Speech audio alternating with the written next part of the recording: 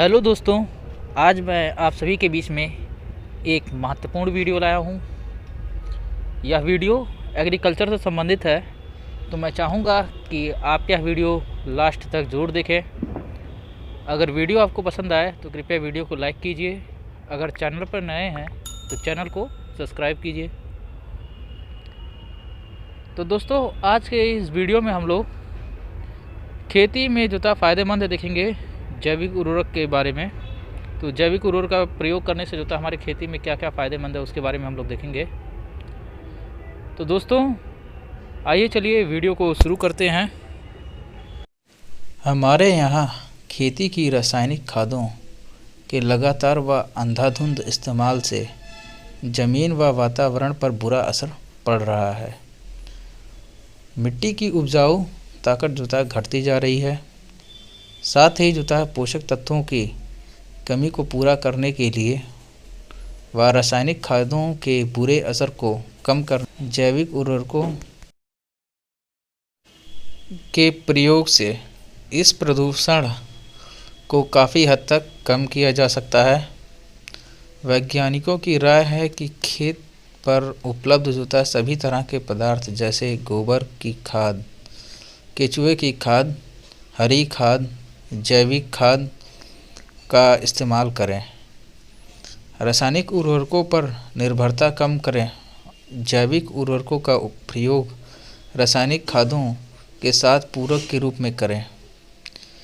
जैविक उर्वरक सूक्ष्म जीवाणु युक्त टीका है और जिसके इस्तेमाल से खेती की में अच्छी पैदावार मिलती है।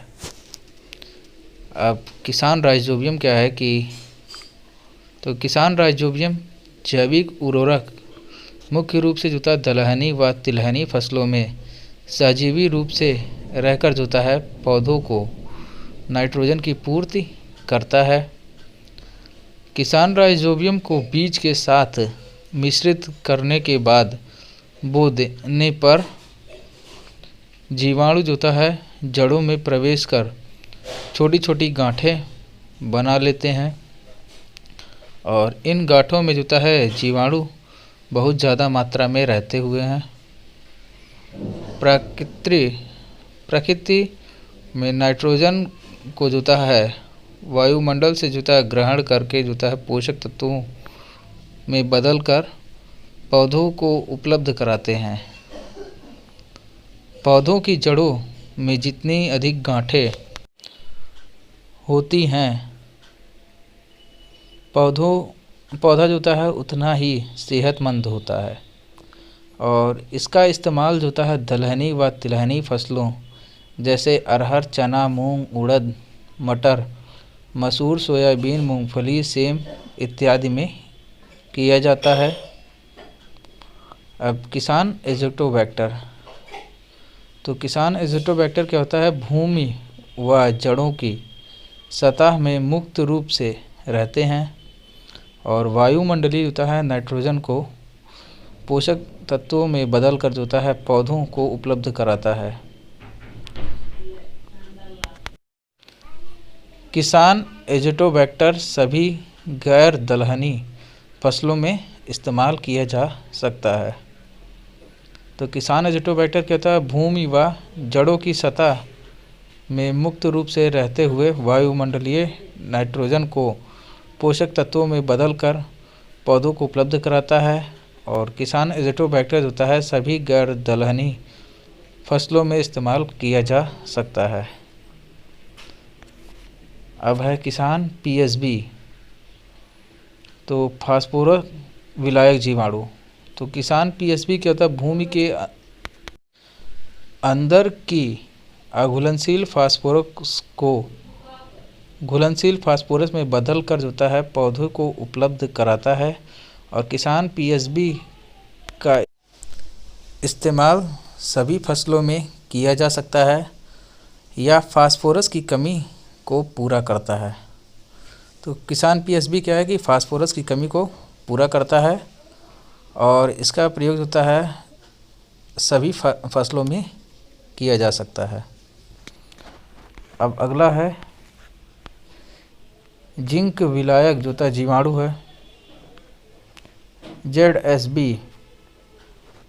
तो ZSB क्या होता है, मृदा में उपस्थित जिंक को जो होता है पौधों को उपलब्ध कराने में जो होता है मदद करता है, और जिससे जो होता है अनाज में जिंक की गुणवत्ता बढ़ती है।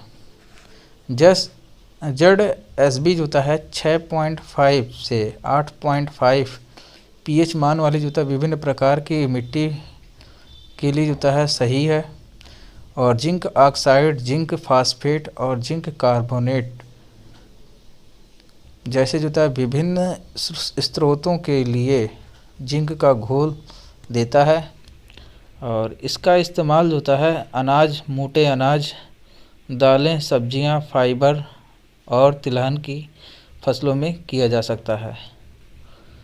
तो जिंक विलायक जीवाणु में कौन सा होता है, ZSB।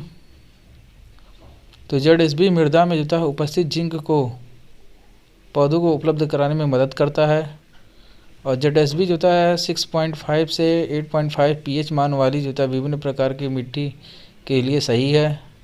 और जिंक ऑक्साइड, जिंक फास्फेट और जिंक कार्बोनेट जैसे विभिन्न स्रोतों के लिए जिंक घोल को देता है, जिंक को घोल देता है। अब एजिटोबैक्टर, तो एजिटोबैक्टर की तरह जो होता है इन्हें भी गैर दलहनी फसलों का असहजीवी जो होता है सूक्ष्मजीव कहते हैं। और यह जीवाणु जो होता है बहुत ज़्यादा अम्लीय दशाओं में भली भांति जो होता है काम कर सकता है।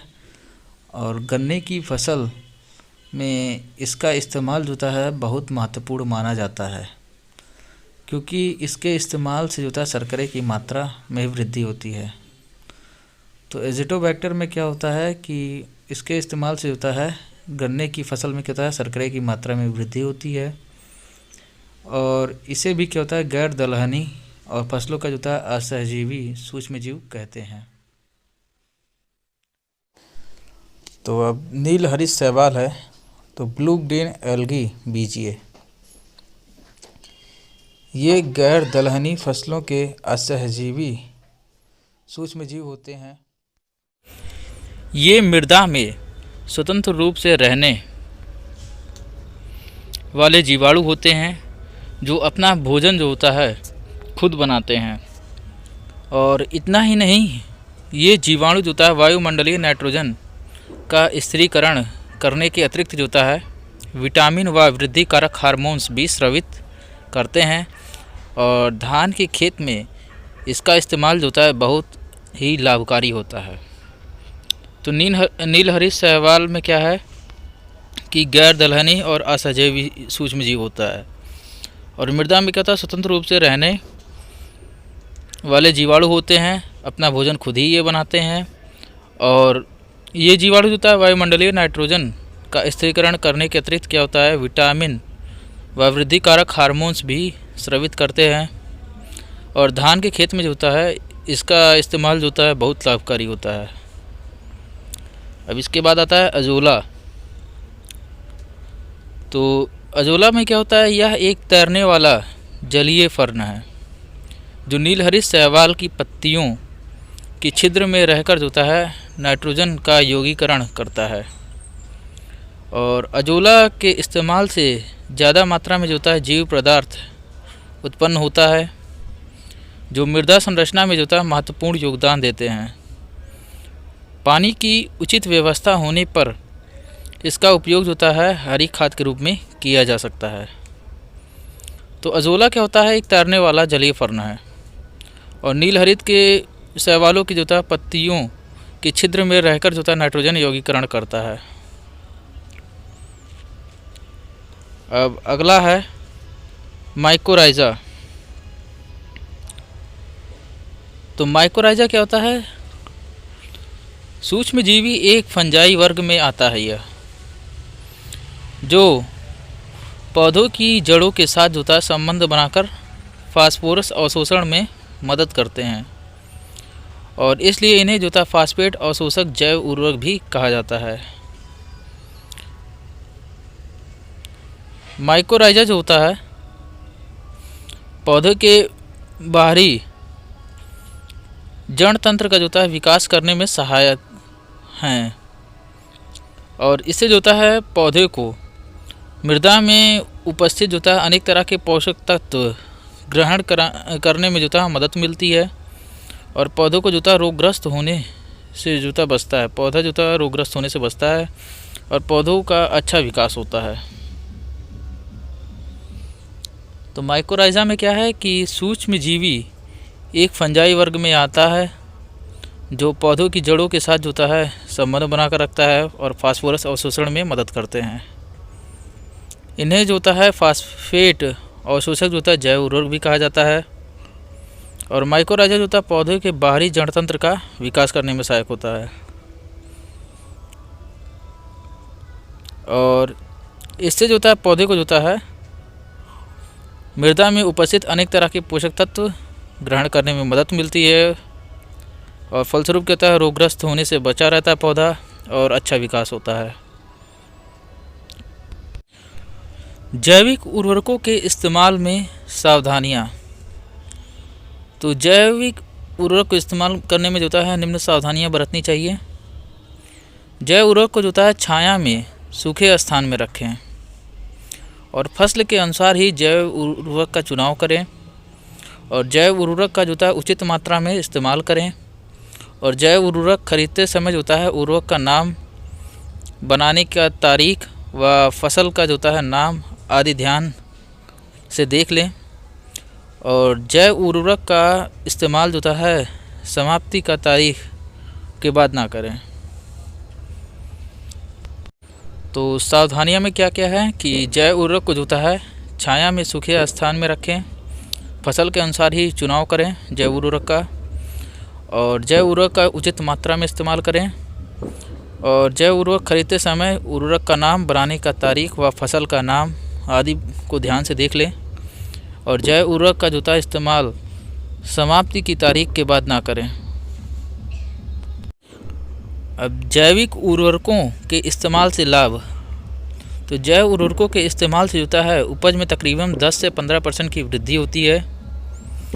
रासायनिक खादों खास तौर पर जो होता है नाइट्रोजन और फास्फोरस की ज़रूरत जो होता है 20 से 25% तक यह पूरा कर देता है और इनके इस्तेमाल से जो होता है अंकुरण शीघ्र होता है, कल्ले की संख्या में वृद्धि होती है, ज़मीन की उर्वरा शक्ति बढ़ती है, मृदा में जो होता है कार्बनिक पदार्थ की वृद्धि व मृदा की जो होता है भौतिक तथा रासायनिक दशा में सुधार होता है और जैव उर्वरक के इस्तेमाल से जो होता है अच्छी उपज के अतिरिक्त जो होता है गन्ने में शर्करा की, मक्का और आलू में स्टार्च की और तिलहनों में जो होता है तेल की मात्रा में वृद्धि होती है। तो दोस्तों ये था हमारा आज का वीडियो आपको कैसा लगा आप ज़रूर बताएं। अगर वीडियो आपको अच्छा लगा तो वीडियो को लाइक कीजिए, अगर चैनल पर नए हैं तो चैनल को सब्सक्राइब कीजिए। मिलते हैं आपसे अगले वीडियो में, तब तक के लिए टाटा बाय बाय।